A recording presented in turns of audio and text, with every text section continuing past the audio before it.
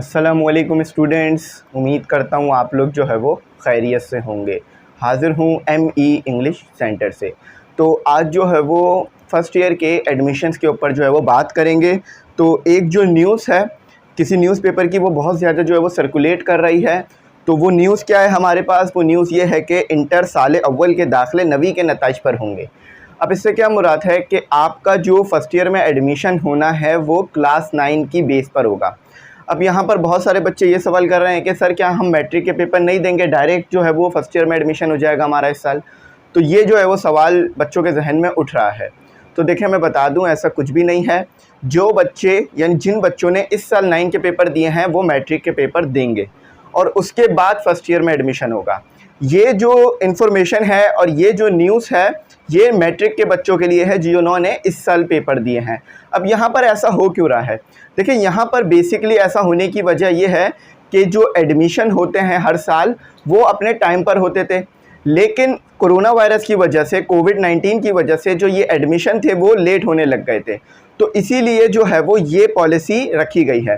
अच्छा, अभी ये पॉलिसी कंफर्म है या नहीं, इसका मैं आपको कुछ नहीं कह सकता, क्योंकि अभी तक जो है वो बोर्ड की तरफ से और जो ऑनलाइन एडमिशन होता है उसकी तरफ से जो है हमें इस तरह की कोई भी न्यूज़ नहीं मिली है।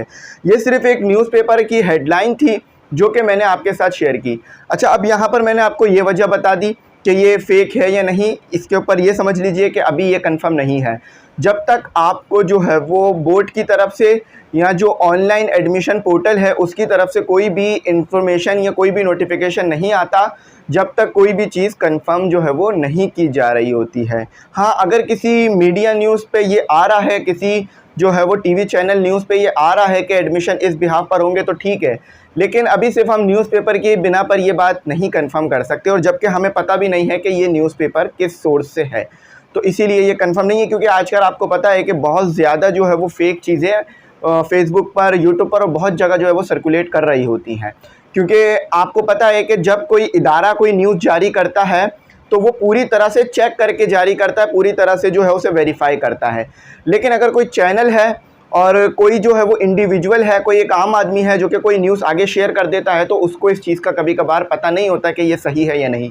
आपने ये चीज़ जो है वो फर्स्ट ईयर के पेपर में भी देखी होगी, सेकेंड ईयर के एक पर्चा जो है बोटनी का, वो जो है वो फैला, यानी यूट्यूब, फेसबुक हर जगह पर आने लग गया और बच्चे समझने लगे कि ये पेपर है, जैसे कि 9 मैट्रिक में हो रहा था। लेकिन जब वो एग्ज़ाम हॉल में गए, उन्होंने पेपर दिया, तो पता चला कि ये वो पेपर था ही नहीं। यानी जो पेपर फैलाया गया था, जो पेपर जो है वो स्प्रेड हो रहा था, वो जाली निकला, ठीक है, वो फेक निकला, तो फेक पेपर फैला। तो इसी तरह से बहुत सारी फेक न्यूज़ आप अक्सर देखते रहते हैं, इंटर से रिलेटेड, 9 मैट्रिक से रिलेटेड फैलती रहती है। तो इसीलिए मैं भी जो है वो कोशिश करता हूँ कि इस फेक न्यूज़ के रिलेटेड जो है आपको बता दूँ, या अगर कोई भी इन्फॉर्मेशन होती है बोर्ड की तरफ से, वो मैं आपके साथ कुछ ना कुछ करके शेयर कर देता हूँ नेक्स्ट डे, ठीक है, एक दिन बाद या उसी दिन सेम डे शेयर कर देता हूँ। अच्छा, तो ये यहाँ पर मैं बता दूँ। अच्छा, अब यहाँ पर सबसे इम्पॉर्टेंट कि आपको कैसे पता चलेगा कि इंटर के एडमिशन शुरू हो गए या फर्स्ट ईयर के एडमिशन, क्योंकि अक्सर बच्चे जो है वो लेट कर जाते हैं और बहुत से बच्चों के दिमाग में ये होता है कि अगर हम जल्दी फॉर्म भरेंगे तो हमें हमारे घर के करीब को जो है वो कॉलेज मिलेगा और अच्छा कॉलेज मिलेगा। तो देखें, ऐसी कोई भी पॉलिसी नहीं होती है एडमिशन के दौरान। ऐसा नहीं है कि जिस बच्चे ने पहले जो है वो फॉर्म भरा उस बच्चे को जो है वो उसके घर के करीब सबसे जो होगा वो कॉलेज दे दिया जाएगा, या जो सबसे अच्छा कॉलेज होगा वो दे दिया जाएगा। तो ऐसे अगर करते तो फिर आप देख सकते थे कि हर परसेंटेज का स्टूडेंट या हर जो है वो इस क्लास स्कूल का या किसी भी स्कूल का स्टूडेंट को एक ही कॉलेज मिल रहा होता। तो ऐसा नहीं होता। यहाँ पर क्या क्राइटेरिया होता है? सिंपल क्राइटेरिया है, मेरिट बेस्ड क्राइटेरिया होता है। वो ये है कि अगर आपकी परसेंटेज उस कॉलेज की क्लोजिंग परसेंटेज से ज़्यादा है तो आपका एडमिशन उधर हो जाएगा। फॉर एग्जांपल, सिंपल सा रूल है कि एक कॉलेज है, चलें डीजे ले लेते हैं या आदम जी ले लेते हैं, ठीक है, डीजे कॉलेज है आपके पास, अगर इसकी परसेंटेज 90 है, ठीक है, ये मैं आपको सिर्फ एक एग्जांपल देने के लिए है, एग्जैक्ट 90 है या नहीं ये जब पता चलता है जब एडमिशन हो जाते हैं, फिर वो अनाउंस करते हैं कि क्या क्लोजिंग परसेंटेज रही थी, और प्रीवियस ईयर की भी बता दी जाती है। तो अगर डीजे साइंस कॉलेज की जो परसेंटेज है वो क्लोजिंग 90 है, तो 90 से नीचे वाले स्टूडेंट को यहाँ पर एडमिशन मिलना मुश्किल होगा। क्यों? क्योंकि ये एक पॉलिसी है कि इससे ऊपर वाले स्टूडेंट को एडमिशन मिलेगा।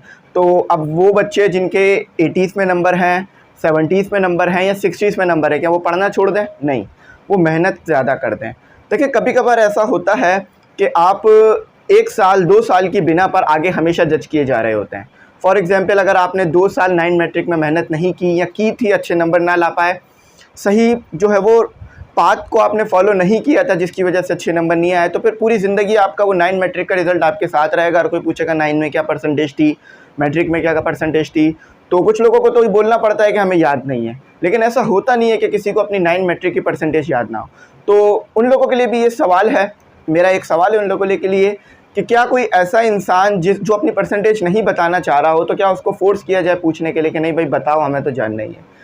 या जो इंसान जिसके कम नंबर आए हैं, तो वो इस परसेंटेज को सिर्फ इसलिए नहीं बता रहा है कि मेरे को जो है वो लोगों के सामने ज़िल्लत का जो है वो सामना करना पड़ेगा या लोग मेरे को बुरा बोलेंगे कि मेरी परसेंटेज कम आई हुई है।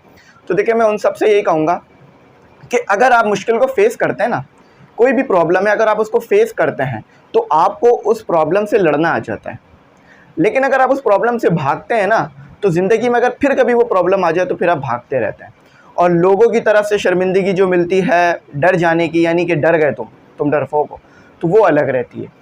तो वो स्टूडेंट जो कि ना बताना चाहे कभी अपनी परसेंटेज, तो वो स्टूडेंट जो कि उनसे पूछ रहे हैं तो वो ना पूछें, क्योंकि किसी को जो है वो ऑकवर्ड पोजीशन में लाना, किसी को डिसअपॉइंट करना, किसी को जो है वो सस्पिशियस या अनकंडीशनल सर्कमस्टेंसेस में लेके जाना अच्छी बात नहीं होती।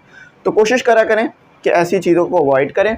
और जिन बच्चों की परसेंटेज कम आ गई है, वो इस बात को लेके परेशान ना हो कि किसी छोटे कॉलेज में एडमिशन होगा, यानी छोटे कॉलेज से मुराद किसी कम परसेंटेज वाले कॉलेज में एडमिशन होगा तो हमारी अच्छी परसेंटेज अब नहीं आ सकती। ऐसा नहीं है।